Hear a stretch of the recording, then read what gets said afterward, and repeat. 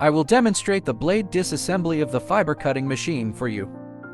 Let's take XWD580 as an example now. Okay, let's start removing the blades. First, remove the fixing screws.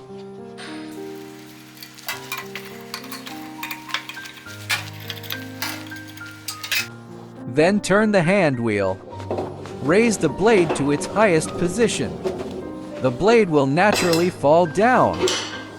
Then use 2 positioning screws to remove the blade.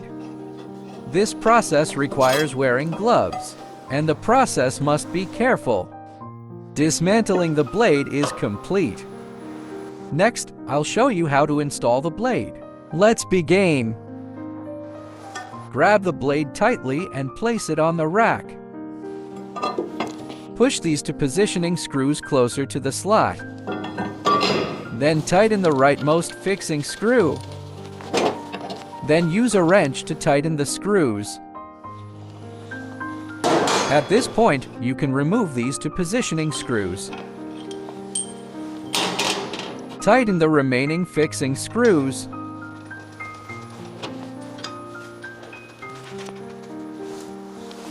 Then rotate the hand wheel to lower the blade to the lowest position.